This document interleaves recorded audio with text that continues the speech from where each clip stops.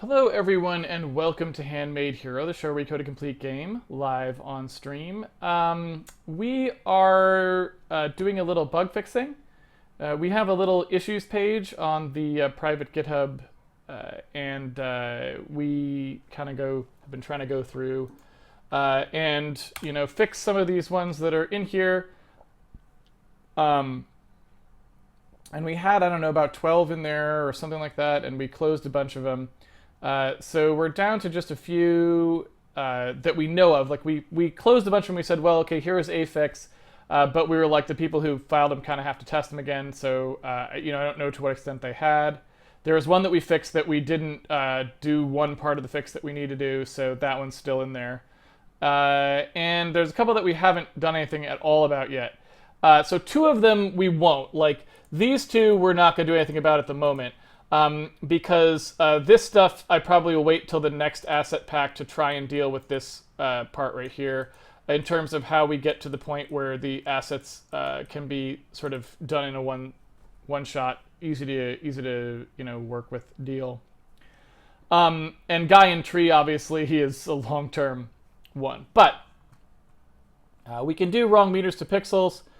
We could start taking a shot at Clang compatibility, which is going to be a bunch of things because of the lack of printf and stuff like that.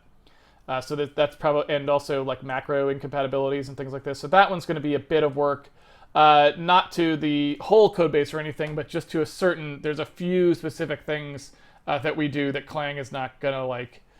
So in order to get that in there, there's some stuff we have to do. I think right now compiling with Clang probably isn't that hard if you just don't want to use the debug services. But if you do want to use the debug services, then you got problems.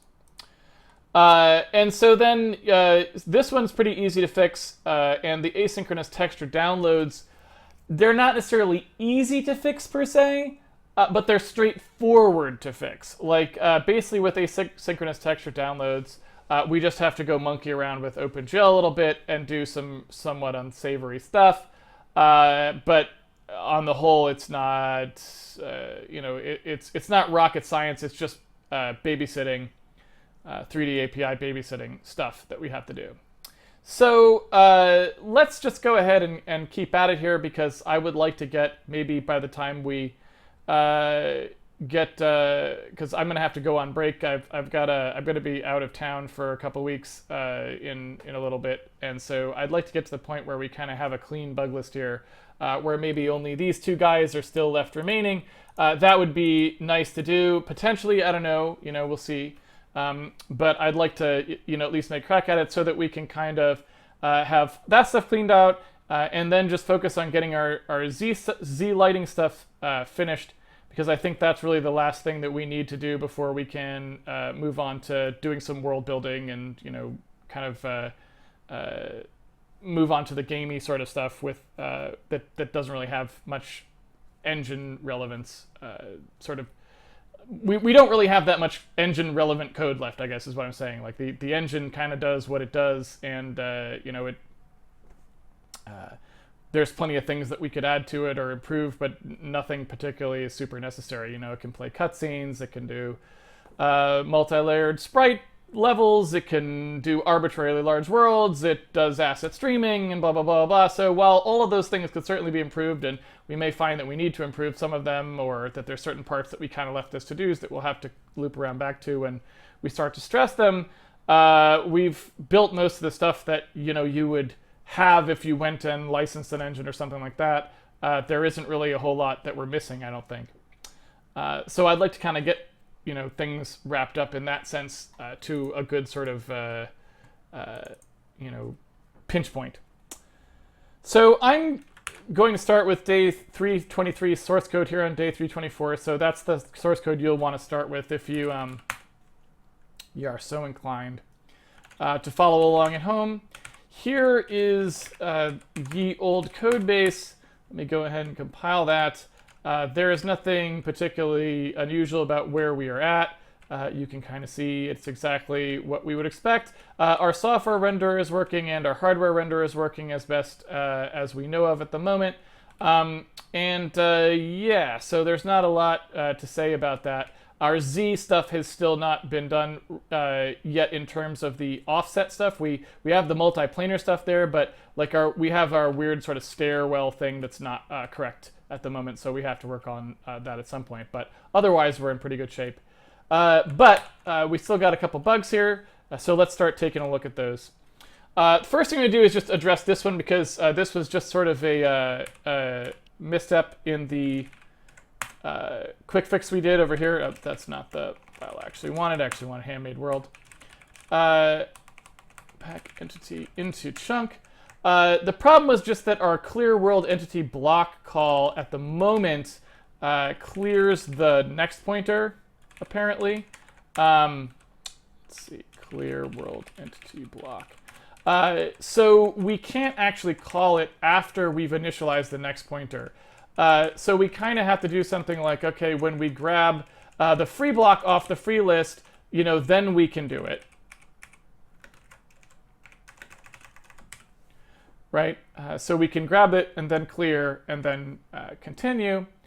And I think that probably would do it. We grab it off here. We set the free block pointer to point to our next pointer, so we can't clear until that's done. Then we can clear it, so now it's all zeroed out. Then we can set its next pointer to be whatever was in the first block, and then we can chain it. So we just like grab, clear, chain, and that seems like a reasonable thing to do there. So we'll go ahead and compile that. And again, we don't really have a test case set up for this yet. So these are all very speculative bugs. They're like for people who are maybe doing stuff in advance of what we're doing. So we kind of have to rely on them for testing at the moment. When we actually get to this part of the code, we can do some more stress testing of stuff like this to see if it breaks. But at the moment, we're not there yet.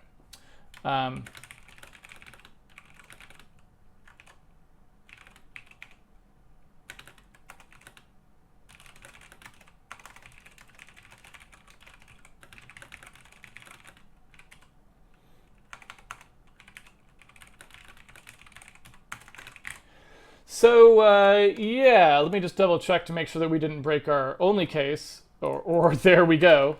Yeah, I was gonna say we should actually make sure that we did this properly. Oh, that's not what I actually wanted to call. I want to call that. There we go.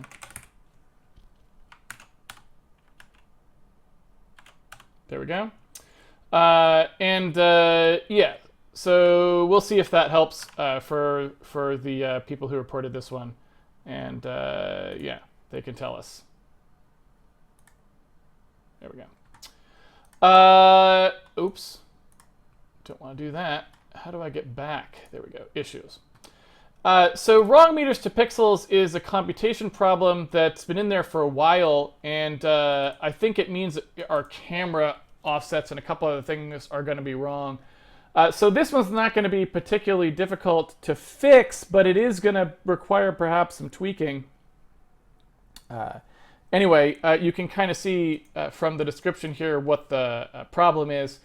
The problem is that when we did meters to pixels, it appears that we didn't actually do meters to pixels per se.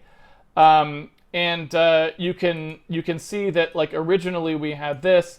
And then somehow, I guess, it got mutated to this. This is probably just, again, one of the sort of problems with programming on stream is that I kind of have to talk and do things at the same time. And it's pretty easy to have cut and paste or reorganization mistakes.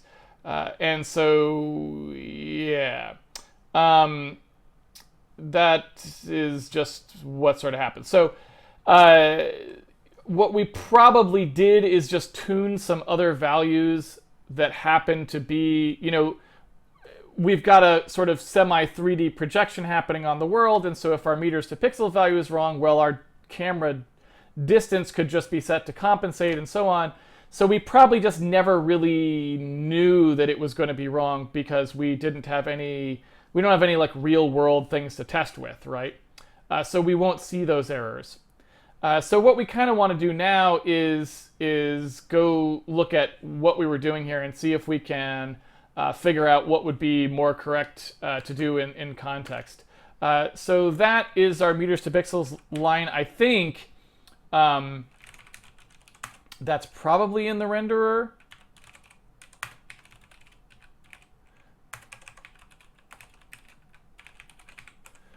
And my guess, although I don't know, is that meters to pixels is, is probably right throughout this code, meaning I don't know that we made any errors in here. No one has actually reported a specific bug on this as per se. So it's entirely possible that our camera transform is using it correctly.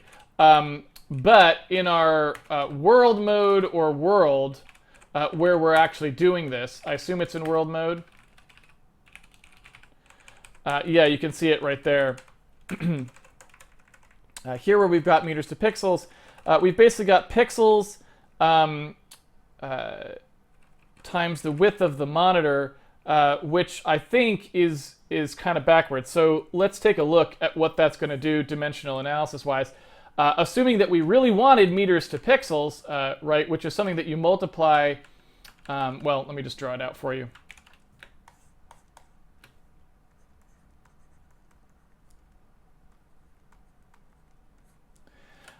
So if we want something called meters to pixels, right, if that's what we're looking for, then what we want to do here is say, well, okay, meters to pixels means that I've got something that's in meters, right? Like I've got, X meters. Well, let me use a different thing there.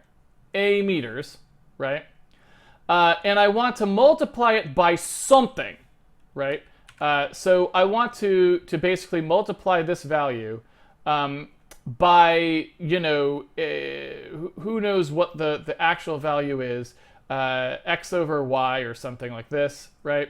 Again, I really need to get better at picking things. I don't know, q over w. So I have a meters, I want to multiply by q over w, and I want to get out b pixels, right? Because the idea is I have a value, right? This is meters to pixels, whatever q over w is, right? And I want to figure out if I have a value in meters and I want to get a value in pixels, I want to multiply by this thing. And so if you just look at what actually happens here, in fact, I can actually just solve this equation and you can kind of see what ends up happening in terms of the units.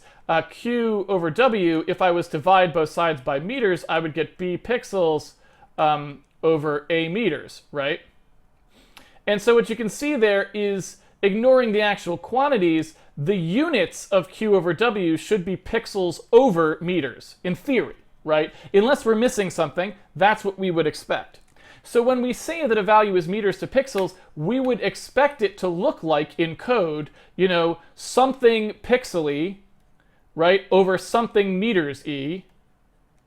This is what we would expect to see for meters to pixels. But what we see instead is the opposite of that, right? What I'm seeing here is the width of the monitor, which even if it's in meters, which maybe it is, maybe it isn't, we'll have to check to see what we actually specified that in. But millimeters, meters, whatever it's in a physical measurement, we're multiplying a pixel value by it. So it's like it should be that, but instead it's that, right? And that seems to be just straight up erroneous.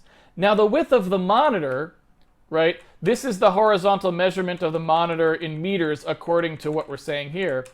That, if you look at that value, that's probably why this wasn't a heinously erroneous error for us where everything was wrong. It's 0.6, right? So it's like we were dividing by 2 because of a multiply instead of effectively multiplying by 2, which is what we'll get here. So yeah, maybe distance above ground should have been 16 instead of 9, or 4.5 instead of 9, right? Some values that were double what they should have been or half what they should have been. We wouldn't necessarily immediately know those were wrong, right? Because we don't have a clear expectation of what's going on there. So in theory, right, now we have to go back and sort of readjust those values because we're going to get, some erroneous stuff going on, right? So yeah. So some of this stuff is like, the focal length, I don't know exactly how we decided to pick that, but that seems fine. But anyway, so, if we want to sort of restore roughly what we were talking about before, we can just zoom out a little bit more, and then we'll get basically the same thing that we had previously, and it's fine or whatever. So that's all good. I don't know what exactly we want this number to be specifically, but in theory, that is the more correct transform now. Well, that's a little bit too much. Let's not go nuts. So yeah.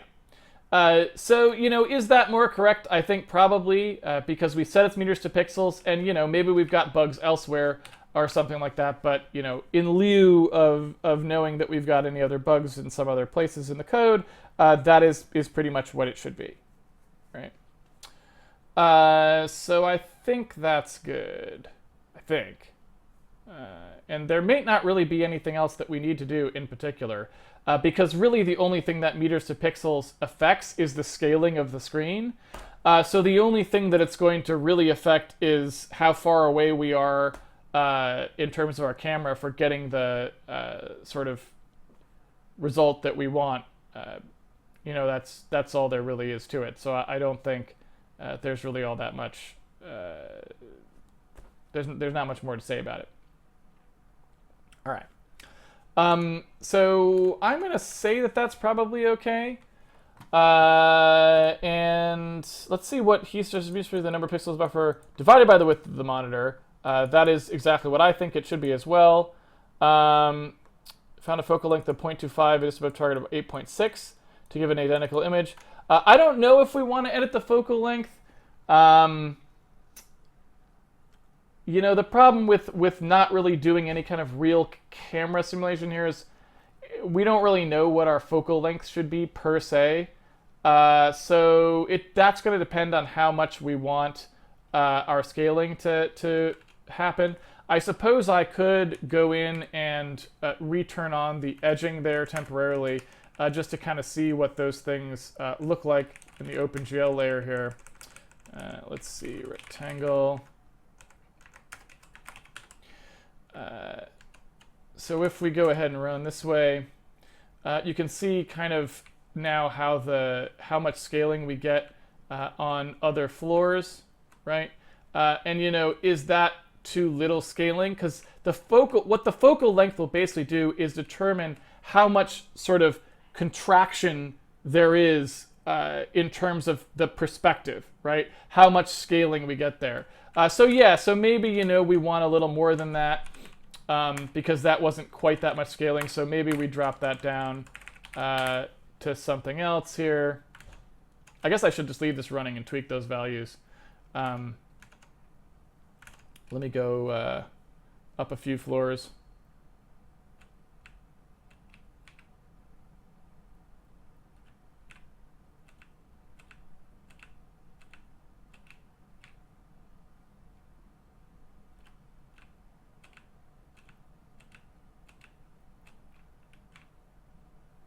All right.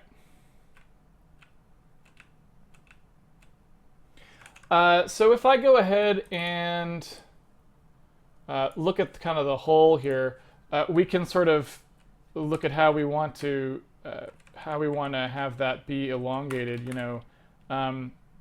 If this is sort of a little bit more kind of what we want in terms of that scaling, I don't know if that's too drastic or if that's. It seems like that's probably good. Because we want that effect to be relatively pronounced, I think. We can sort of do something maybe like this. Oops. And that seems reasonable, right? And that gives a pretty good motion as those things kind of scale out there. It would seem. Yeah. All right. So that seems reasonable. So I'm going to go ahead and say we've got that under control now, hopefully. And we'll go ahead and close that out and see if anyone has anything to say about it.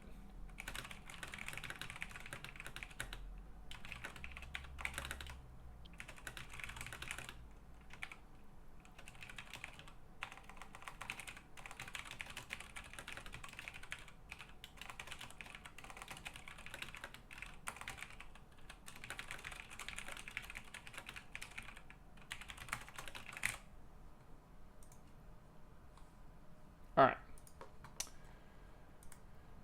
Okay, so now we're down to really only two, and one of them is, I think, definitely more important than the other one, so we'll attack that one first.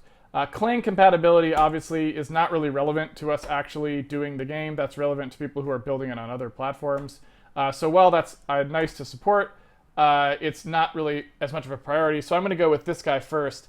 And of course, there's really nothing to say about this one. We already know what the bug is. We tried using multiple OpenGL contracts for OpenGL texture downloads, and it doesn't seem to be reliable on NVIDIA specifically. On AMD, it's a little bit flaky, but we don't really know that it's not flaky because we never put in any fencing, and it's possible that if we did put in fencing, the driver would work properly. So we don't really know too much about it, other than it seemed very clear that NVIDIA drivers did not like this.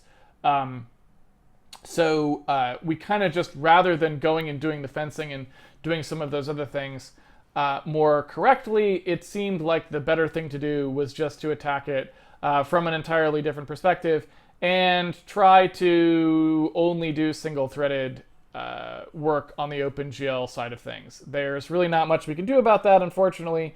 For some unknown reason, and I really don't have any idea what the reason is, the OpenGL Standards Committee has been really reluctant to make the fundamental changes necessary, which are minor, to OpenGL in order to make it properly multi-thread. It's kind of weird, but I don't know. Maybe because they're trying to push Vulkan now, but even before Vulkan was even a thing, they seemed reluctant. So I don't think it's just because of Vulkan that they don't want to do it.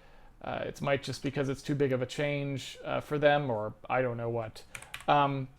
But this is obviously kind of tricky, and I'll show you why it's kind of tricky here. And I'll discuss sort of some things that we can do and some things that we can't do. So if you take a look at what happens in our OpenGL layer, let me take a look at where, there it is. So we've got an allocate texture and a deallocate texture call. You can see how these generally work. And what you've got there is you create a texture handle and you send the card a texture image that you want to use, and then you set some parameters on it, and then off you go.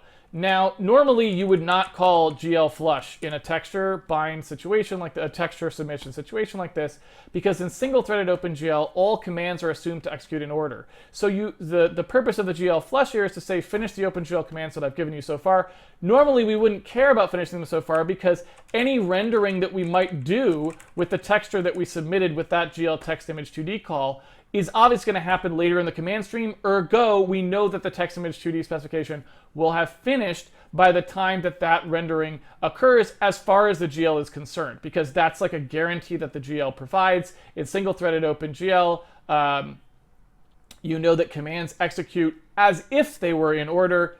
That doesn't mean they actually execute in order. It just means that from your perspective, they will appear to have executed in order, so therefore it would not be a bug. So we can get rid of this GL Flush here, and in theory, I think on the AMD parts, it still just kind of works. Oh, what happened? What happened here? Did I do some kind of thing wrong with the? What did I do? I thought I did. I thought I left it where we were. You know what? I must have been standing up a little bit more. Let me tweak that a little bit.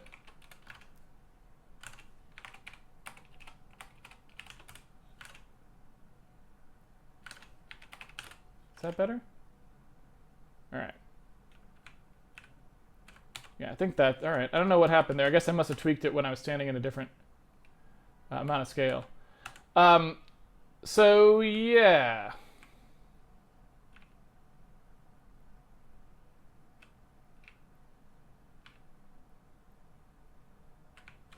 Okay. So anyway, with back to our story. So that'll usually work on the AMD card as well, as far as we can tell. So the GL Flush was in there. We had put it in there for people using NVIDIA where it didn't work at all. So what's the problem here? Well, the problem with the OpenGL multi-threaded stuff wanting to move to single, what we were doing, if you take a look at Win3Do Handmade, is we were doing wiggle create context for a number of contexts. So I don't really... where is this guy? It's...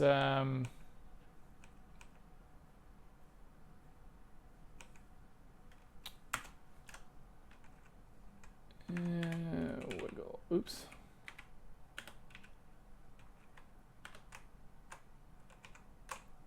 It's not a knit or wiggle. Is it just Win3Do init OpenGL?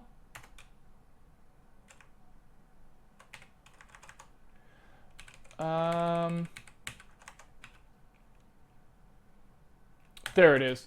It's this one. Win3Do get thread startup for GL. That's the one I was looking for. So what we do here is we have these low priority queues that are used for streaming assets, and what those low priority queues can do is they can issue reads, like to load stuff, and then as soon as those reads complete, they can submit the results to OpenGL using their own OpenGL context. But the problem with that is now we have multiple threads talking to GL at the same time, which pretty much freaks GL out as far as I've seen, especially like we were saying on the NVIDIA cards, it just doesn't like it. So the question here is, what can we actually do in order to make it so that these separate threads that are doing asset loading have some way of making sure that their textures actually get submitted? And unfortunately, really the only thing we can do is make this part of the operation synchronous. So what we kind of have to do is, instead of calling allocate texture and deallocate texture, we kind of just have to have a bind on demand thing that occurs. Like we really do. I don't think there's going to be anything else. Like we kind of just need to have it so that when we're going to use these textures, we bind them. Now, what we had originally had in there was not the most optimal thing we could have, presumably. And let me say sort of a little bit of a caveat here, but I'll just sort of point it out. So if we think about what's going on here, we have this notion that, you know, we're kind of going forwards in time here, right? You know, we've got some frames. So here's frame 0, here's frame 1, here's frame 2, here's frame 3, or whatever. And so what we have is we've got a mainline thread that's coming through here and doing like our update and render. And then at the same time, we have some sideband threads that are doing things like loading assets, right? And these threads have nothing to do with the frame boundaries, right? This thread is like really concerned about frame boundaries, but these threads don't care at all. They're just loading assets, and when the assets get there, whenever the disk says, hey, here's your asset, it's like, great, thank you. Right, that's it. So when these loads finish, the problem with having the load finish is now we have the data in memory, but we don't have it sent to the GPU at all, right? We haven't submitted it to OpenGL. So we've loaded the texture off disk, but we haven't submitted it to the GPU. Well, in this update and render step, what we were doing originally, before we tried to do the secondary context for submission, what we were doing originally is when this thing got to somebody that had been loaded but didn't have a texture handle bound, when it was going to render, right when it was about to render, it would call GL text image right there. And so really that's potentially much later than when it could have called GL text image, because let's say on frame 0, by the time I got to the OpenGL render submission step, right, which is maybe right here, let's say that it had been loaded. Well, I could submit it now even if I'm not going to use it until next frame. And that gives the driver more visibility of that texture to start the transfer earlier. Now, we don't know that the driver will start the transfer earlier. We just know that it could start the transfer earlier. Okay. So I think at its most basic, what we would like to do is that. Like, have there be a queue where we can stuff these textures so that they can be updated in that fashion, right? Now there's another thing we can do that I don't know if we actually will do or not, but that's a more advanced thing, right? And that is what's happening right now is in OpenGL when we do an allocation. So let me try to explain it like this. So on the GPU, we have, this is the memory of the GPU. There's going to be a place where this texture goes and lives, right, once we transfer it down there to the card. So all the pixels that are in that texture, the texels that are in that texture, are going to be moved to the GPU because that's where they need to be in order to be used for rendering, right? And so there's going to be some stuff here that's like GPU mapped memory. This is actually memory on the CPU side of things. So this is our DRAM. You know, this is memory in the computer. This is the GPU's RAM over here. You know, this is the card. This is in the PCI slot, right? This is on the motherboard. Okay. And so somewhere that texture has to be here in order for it to transfer, because the GPU over the PCI bus can only see memory that's in regions that it knows about, right? And these are just getting into sort of the vagaries of how memory is sort of transferred between PCI cards and the motherboard, right? But how that sort of works, there's a number of ways it can work, actually. But a lot of times the way that works is there's address ranges that are in physical memory reserved that are mapped for the GPU, and when you put something in there, the GPU can sort of transfer it over the bus and say, I want this memory range, start sucking it over, and it can do that without the CPU having to manhandle it, right? So it can be like a GPU transfer that's largely asynchronous of the CPU having to sit there and feed it bytes or anything like that, right? So what that means is if we just do an allocation, right? And here's our CPU non-mapped memory. So this is just regular old CPU memory, hasn't been mapped specifically for visibility on the GPU. If we just allocate a texture here, then what may have to happen, depending on the architecture, is that first it has to be copied from non-mapped memory into mapped memory, and then it can be copied from mapped memory into actual GPU texture memory, right? So it's actually 2 times the copies that are necessary, right? Instead of 1 copy, it's 2 copies. Now, we don't necessarily know that that second copy hurts us. We don't have really performance metrics at this point. We're not at the point where we're trying to profile our game in that way. But that is an additional step we could take. And the step we could take to eliminate that copy is by using effectively what is often called pinned memory. You can do this with pixel buffer objects, and you can also do it with GPU mapped memory extensions, and there's a whole bunch of different things you can do. But basically what happens here is we can allocate memory ourselves in the GPU mapped memory space, and just load our actual disk read can be targeted to that location.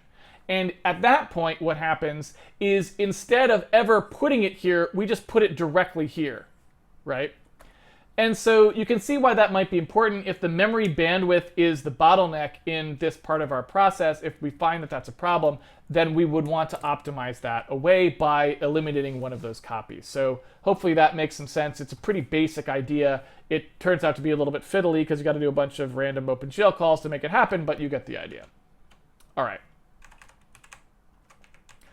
So let's take the simpler step first, because we're going to have to do that in both cases, right? Even if we go and do the more complicated thing, we would still have to do this part of it as well, which is to sort of separate out that download. And what I'm basically talking about here is inside Handmade OpenGL, what I'd like to do is I'd like to have a sort of a new function in here. We've got OpenGL render commands. I'd like to have another one which is like OpenGL upload textures.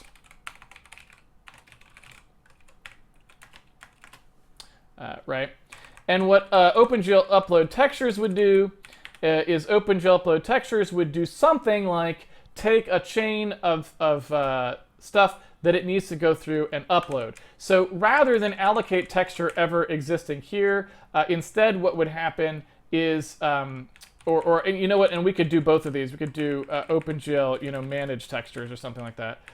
What we could do here is say, all right, let's just copy both of these things in here. Let's eliminate those callbacks. They won't be there anymore. And we'll just have like two things it can do. Either it can do the bind texture, or it can do the delete of a texture. So in either case can do it. But basically what we're doing is we're just taking the allocate texture and deallocate texture operations, and we are deferring them. So rather than, if you look at how it's working right now, we have these separate threads and they're calling this immediately. So I apologize for belaboring this point if you're someone who kind of obviously just knows already what I'm talking about here, but I just want to talk about this one more time just to make it absolutely clear. In fact, this is the diagram that you actually want. Remember, so we've got these separate threads that are doing the loading. What they were doing before is they were just asynchronously calling the GL when they were ready to download the texture right here. And we can't allow that, right? Because they can't have their own OpenGL context, because having multiple OpenGL contexts was proving buggy, right?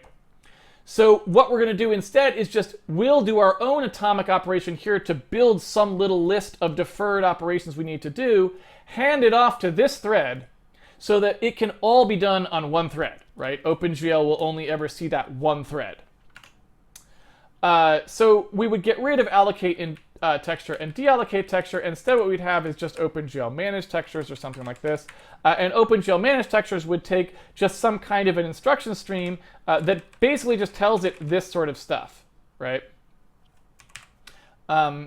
And so let's take a look at what that would be. We already pretty much know what the API is because we have allocate texture and deallocate texture. So what we can do is we could just pull these out of here, right? And say that we've got inside, render.h or something like that, say that we have a deferred texture operation, right? So we could call this like deferred texture op or something like that, right? Or maybe just even call it a texture op. So that we kind of know that there's this idea of texture operations that have to happen. We can even make this be relatively platform generic in the sense that you could have these texture ops that need to happen, and even the bitmap renderer could still process them. It would just throw them away, right? So we wouldn't have to even special case it. We could always build the texture op list, and then the bitmap renderer would just go like, oh, whatever, like I don't need to deal with that. We can also choose to make this just part of the regular stream and pass it along, but we'll get to that in a second here. So let's just take this on moving those operations just right up in, and I'm just going to take and basically do sort of a union kind of a thing here. Where we just say like, okay, we've got a texture op. We can have like a texture op allocate and a texture op deallocate. And we know that deallocating a texture is just going to take, a void star for the texture. And we know that allocating a texture is just going to do a width sort of height data operation here. But and this is a big but, we have sort of this additional problem, which is that we don't actually know where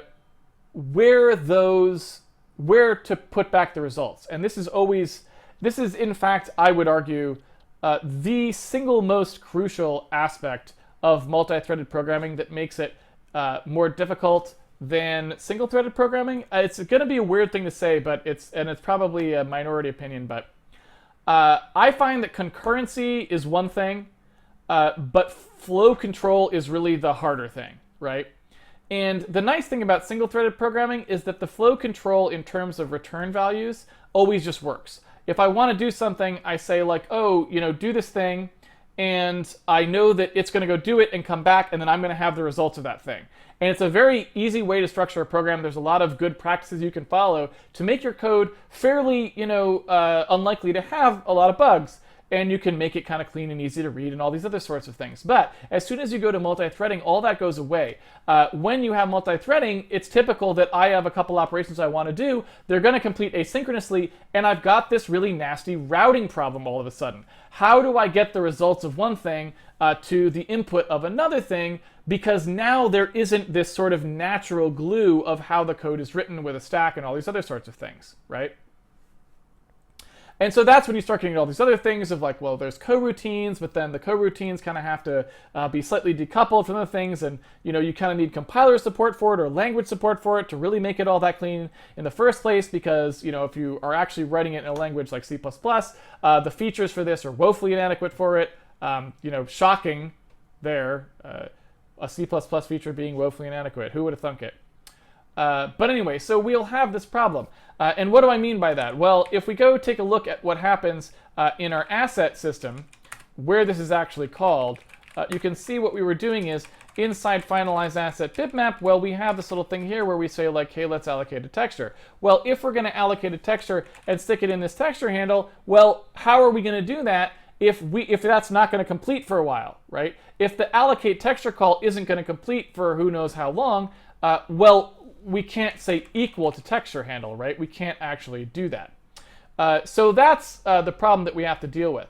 Now, the easiest way to deal with this is actually just to give it a pointer to this and say, hey, write it in there whenever you get a chance. And we can do that, but there's an important thing that we have to make sure that we don't do, which is that we can't actually mark this thing as being in its final state until that actually happens, right? So you can see here we do this thing where we do like work asset state equals work final state, and I believe that part of that process is like, well, what state is this bitmap in? We know we can like evict it or not evict it or whatever. We're not going to be able to do that work final state bit in here. Instead, what's going to have to happen is the work final state is going to actually have to happen outside in the allocation, right? So the person who allocates is going to have to set the state, and the reason for that is if they didn't, then it would be possible for somebody to think that it could free an asset that was being that was currently loaded, think that it could free an asset, but really the allocator hadn't actually finished running yet. So when it went to free it, after it had been freed, it would go to try and write back the results, and it would write back the results to some other thing that had now used that memory, right, and probably crash or do some other really bad stuff. So we have this sort of inherent problem there that we're going to have to take care of, which is effectively how do we make sure that our asset stays around long enough for the allocate call to complete. And that's really the only thing that we have to make sure happens. Because otherwise, fortunately, in this circumstance, it's pretty easy otherwise. Because we just have void ** like texture result, right? Or result handle or something like that. So we just say, hey, we want this width, this height, and this data, and we want you to put it here.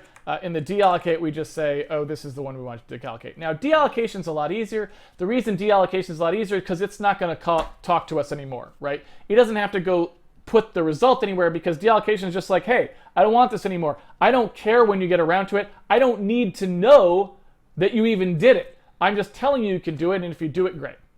And so that's, that's that. So at the moment, I guess I'll just say, like, is allocate, because we don't really need a type field for it because there's only two types. And then I'll just say we've got a texture op allocate and a texture op deallocate. And so with our texture op allocate and texture op deallocate here, we can now sort of see how we will actually process this guy. And we'll come back to the asset handling stuff in a second here. But when I'm going to go manage these textures, what I need to do now is say, okay, let's pretend I have a texture op stream. Presumably there's a next pointer or something like this, so I'm going to kind of chew through these guys, right?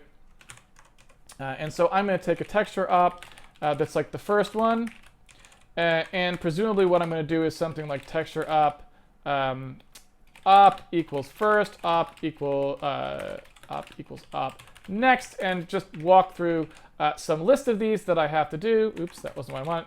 And so I'll come in here and say, is this an allocation? And if it is, I'll do this path. And if it's not, I'll do this path. And again, these are exactly the same operations we already did. If we take a look at what these operations are, you can see that we have to do gen textures into a handle. That's the same. We have to bind it up. We then have to specify the actual stuff here. Now this width and height is now going to come from the operation. So is the data. All of these parameters we just set by rote, so they don't need to look up anything. We then have to do some assertions here that we could fit inside of a void star, but assuming that we can, we then just have to actually assign this thing to the destination. So we have a result handle here, and we would do that conversion. So once that's all good, we're pretty much done with that. When we want to go to do the opposite one, which is deletion, it's really simple. We just pull out that texture and do the deletion. So that's all we're talking about here as far as OpenGL is concerned and managing those textures. That is it. There's nothing else to it. Let's go ahead and compile that just to get the errors out of the way, get rid of those. And so here we sort of have this, we're going to have to deal with how that's actually going to work, obviously, in a second, the allocation and the deallocation. Let's kind of come in here and make sure all this stuff makes sense. So yeah, this guy, we could still leave allocate texture. I suppose looking at that, I want this to still be callable, presumably, right? So I guess I should maybe leave it doing it the old way we had it as a function, let's say, right? Because I could do this. Because I kind of forgot that we do want to call it from another place, so seems reasonable to do. So if I do go back to saying, okay, hey, there's a, allocate texture call, we'll say it's OpenGL allocate texture. It's not a platform-specific function or anything now. It's just part of the OpenGL, normal OpenGL layer.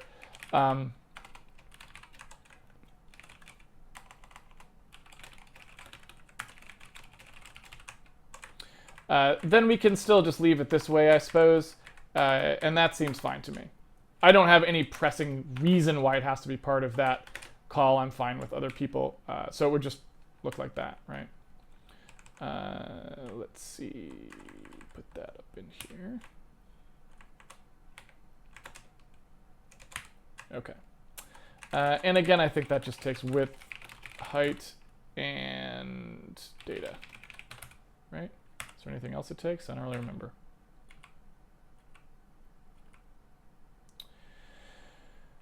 That is supposed to be an equal sign. Allocate texture, deallocate texture, texture handle, this will be OpenGL, and what else we got? Up width, so that's actually allocate.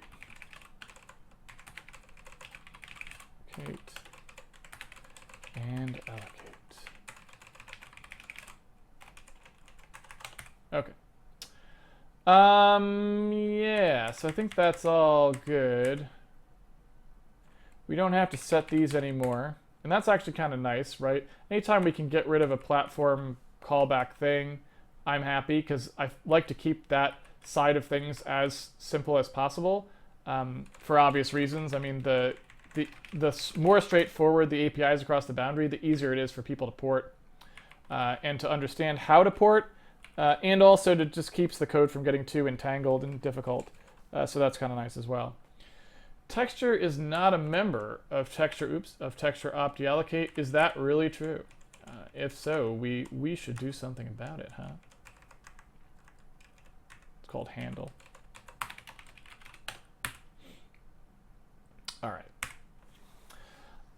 So now we have the ability to do processing of a list, but we don't actually have anything that ever builds the list. So what we kind of need to do here is figure out how we're going to have that process work. Now, remember, we're sort of back in the danger zone now, in that we have multiple threads who want to be adding something to a list, and then we have,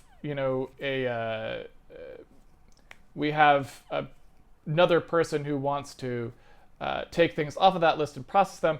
This is traditionally in multi-threading, we've kind of mentioned before, but it's called multiple producer, single consumer. A lot of times in multi-threading programming, for whatever reason, they talk about the concept of producer and consumer. And the idea is a producer is somebody who sort of generates things on a list, or tasks or work to do or whatever. And a consumer is somebody who takes those things off the list and actually does them.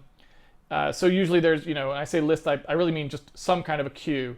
So typically you've got producers on one end of the queue stuffing things into the queue, and you've got consumers on the other end of the queue pulling things out of the queue. And the idea here is just that you can categorize certain algorithms by whether they are multi-producer, multi-consumer, or single producer, single consumer. And you end up with some statement about how many of are on either side. Because sometimes if you only have one person on a particular side of a queue, you can dispense with some of the queue logic or whatever else, right? So you've got single producer, single consumer, multiple producer, multiple consumer, single producer, multiple consumer, multiple producer, single consumer are the various permutations, right? And you don't really have to concern yourself too much with any of that nomenclature. You get the idea, and the important thing is to be able to reason about it. So anyway, that's what we have here, is we have the necessity to sort of make this work across these. And in order to do that, we're going to actually need to discuss a little bit. I think I'd like to show you how to do a ticket taking, because I feel like that's just a good thing to know, and it's really easy to do, and it'd be good for this, just to show how to make a multiple producer, single consumer list. And so we should just do that. But in order to do that, I'm going to need more than 7 minutes to describe it. So I think I'm going to stop here, and I'll just patch around this with,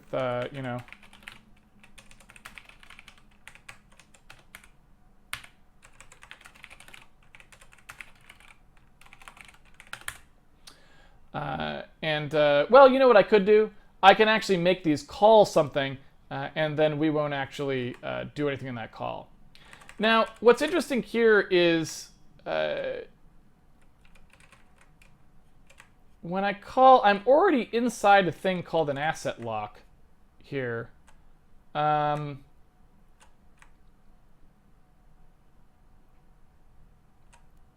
I do wonder a little bit there if we could just use that. But it seems unnecessary. And also, probably, to be honest, I think if we actually went through and sort of did a brush up pass on this code now, because we don't allow background rendering anymore, we don't use the ground chunks things anymore, I feel like we don't really have a problem. We don't really need asset locking like we used to, because only one thread is ever calling acquire asset memory at once, I think, now. Whereas before that was not necessarily the case. So I feel like the asset lock is probably old news. A lot of this stuff is probably old news, and we could probably get rid of it. That's just my assumption. But anyway, what I was going to say is we can sort of have a thing in here which is like an internal void thing, which is like, hey, do an, add an op on here, right? That's sort of like, add op. And maybe that just takes texture op that's going to add, right?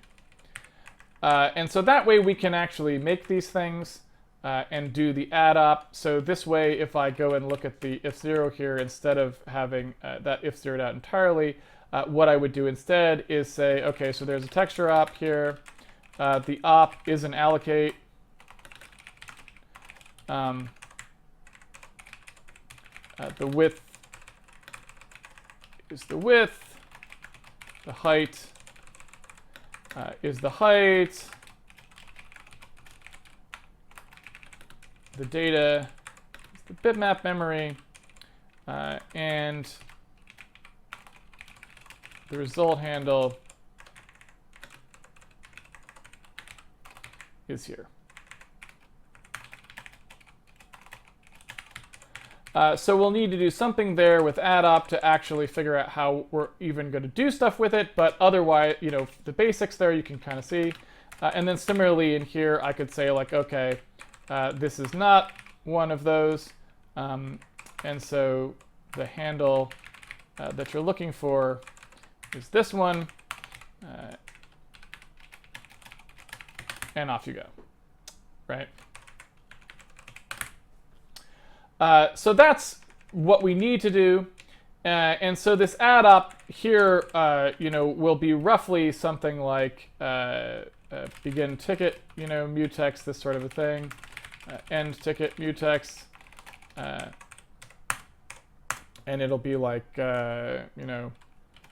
get from free list, add to pending list, like that, right?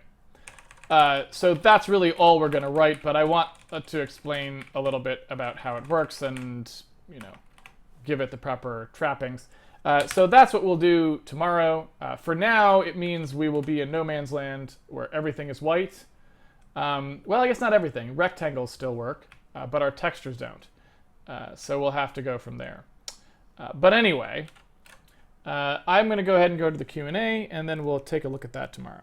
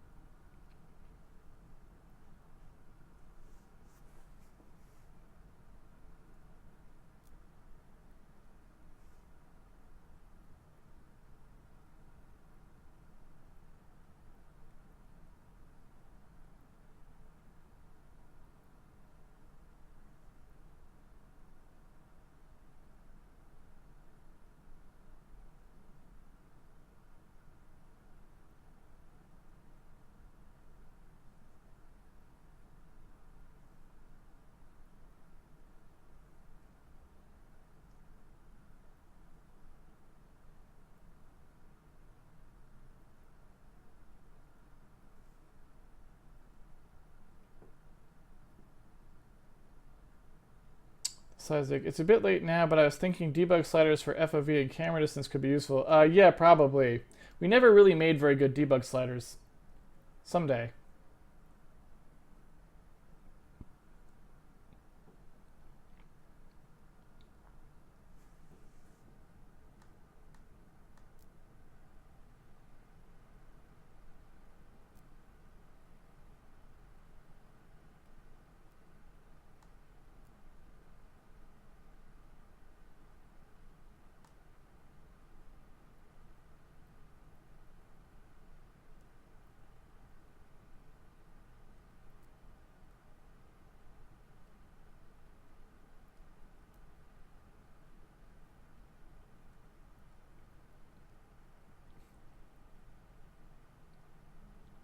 Snoring Tortoise, on the bug list, what is that Clang compatibility issue? So it's not really an issue so much as it's a collection of the things that Clang doesn't like. I think mostly there's two things. One is the sprintf call. There's some pointer cast things, and then there's the big one is it can't do constant named function strings. So I don't know why it can't do that. That seems crazy to have done it the way that they did, but it doesn't, and so we kind of relied on that in the debug system, so we'll have to come up with another way to do that.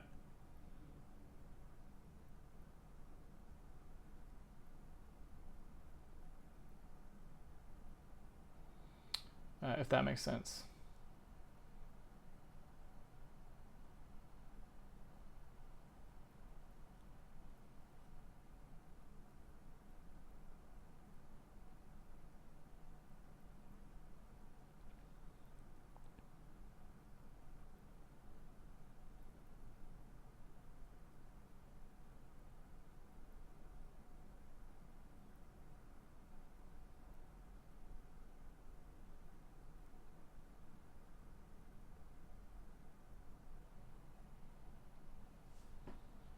But yeah, some of these are easy. It's just the sprintf one. The sprintf one and the macro ones are hard. The casting is not a big deal at all. We can fix that real easily. So, basically this will be one where a couple of the things on this list will take 10 seconds, but a couple of them may take a whole day or a whole episode or more to fix. So we'll see.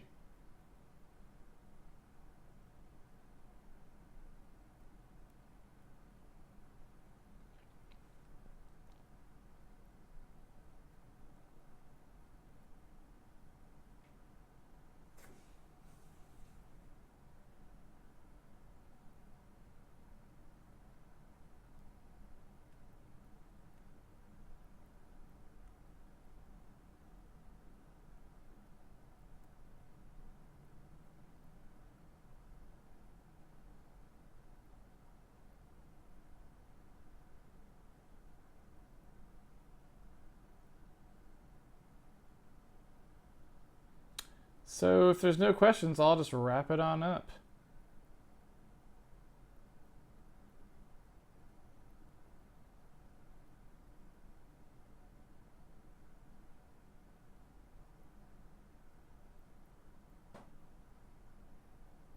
Domino, I still see flickering on the stairs. Is the art solution finalized? So we don't actually have the Z transform correct yet. So the stairs are doing something which is never actually supposed to happen, which is that they're protruding they're moved in X from where they would normally be because of the perspective transform. And also, we're not actually properly hopping the hero up to the height that the stairs are. He's moving through them, which is also illegal because you're not allowed to move through the stairs. So I wouldn't necessarily call the sort solution finalized, because that's probably not true.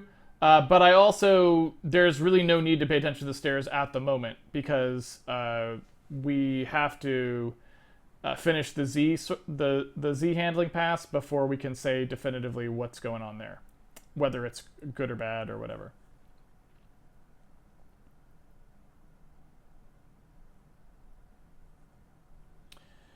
Is the issue list private? The issue list is on the private GitHub, but anyone who pre-orders the game has access to the private GitHub, so it's not that private. It's basically, everyone who pre-orders the game is on the GitHub, so it's it's a heck of a lot of people. I don't even remember how many. 1,374 people are on the GitHub, so it's, the phrase private is perhaps a little bit aggressive, but it's only for pre-orders, if that makes sense. Would you normally skip straight to OpenGL or hardware illustration, or would you start with software rendering? Normally you don't write a software renderer. The software rendering part is for educational purposes. I feel like everyone should write a software renderer once. Like, every engine programmer should have written a software renderer at some point. They're not hard to write anymore because they're so well understood. Originally it would have taken months to figure out how to write a good software renderer, but nowadays that's not true at all. It takes only a couple days or a week, to write one. I think every engine programmer should write a software renderer at some point, for sure. But once you've done one once, I don't think you ever need to do one again. Snoring Tortoise. In terms of asynchronous textures loading, the OpenGL website talks about pixel transfer operations and references GL Pixel Store. Did you look into these? I don't know about GL Pixel Store. I'm trying to remember. So the way you're supposed to do them, I can point you to it if you want to look at it yourself.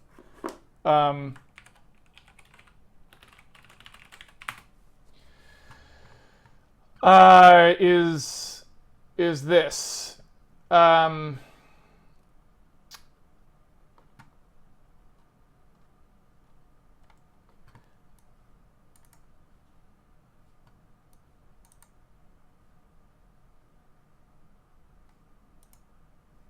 So I don't think that's talking about it, but it doesn't actually show any code there. I was just hoping that someone had some code so you could look. Let's see.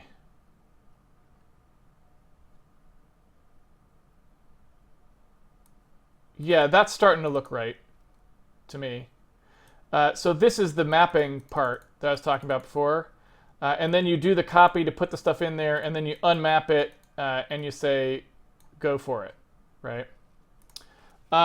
Now, it's worth noting that that's on older cards, basically. What's happening there is that you have to unmap the buffer after the copy because you're not allowed to leave memory pinned. So in newer OpenGL, like in OpenGL 4.5, when you're on more modern parts, you actually don't ever have to unmap. So you can just map some buffers that you'll use for your pixel transfers. You write into them, you issue your texture uploads, then you just know, you insert fencing to know when they're done. And then when they are done, you just overwrite those segments of memory with something else. So you don't actually have to unmap on modern parts. But on like Intel parts, I think you have to unmap, right? And it's worse. So yeah.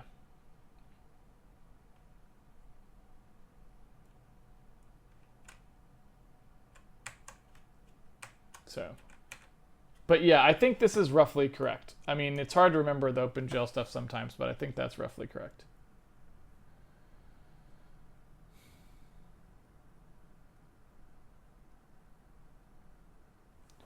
Omni Technomancer, is that persistent texture mapping? What is persistent texture mapping? I'm not sure what that means.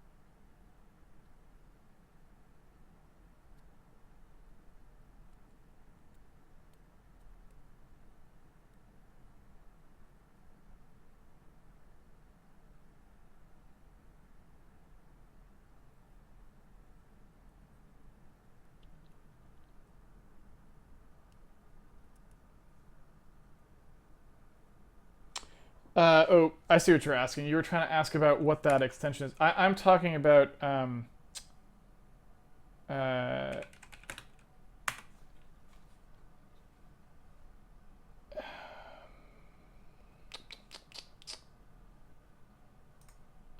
talking about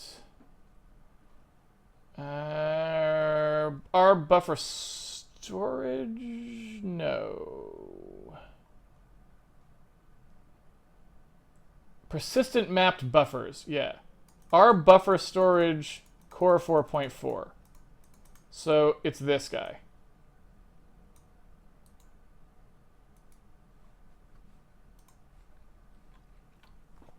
Yeah.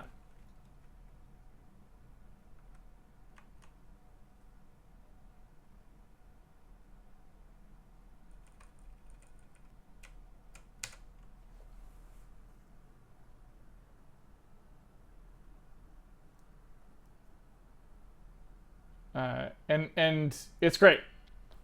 Like, it's so good. It is hard to describe just how good I think this is. This is probably my favorite extension of all time.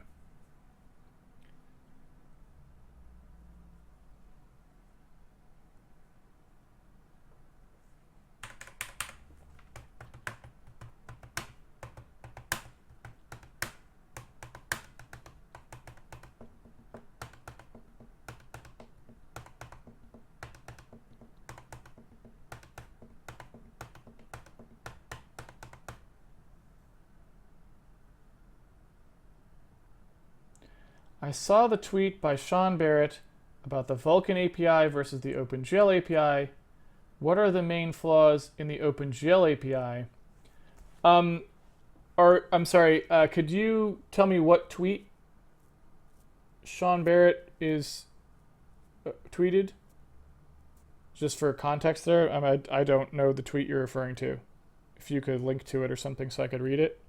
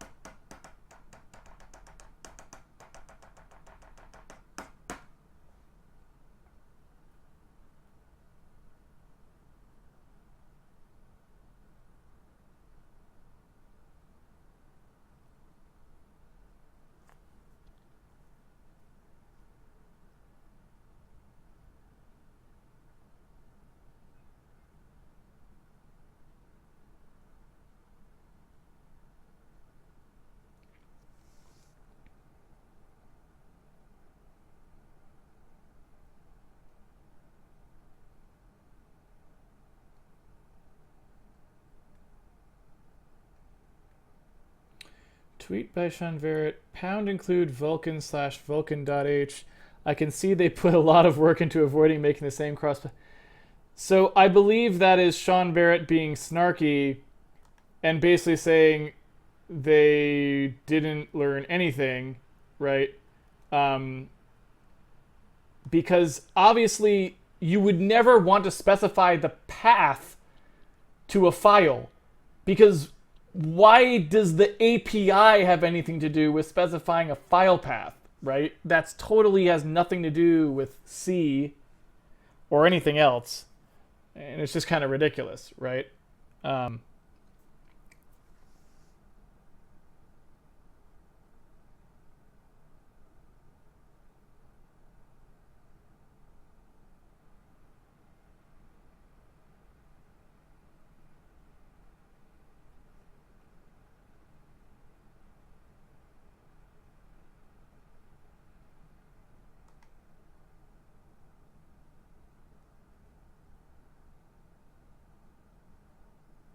And I mean, he's referring, of course, to this.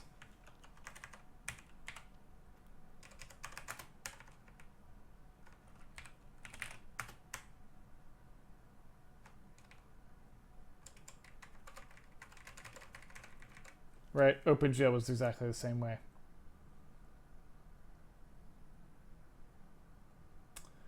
All right, I'm going to wrap it up.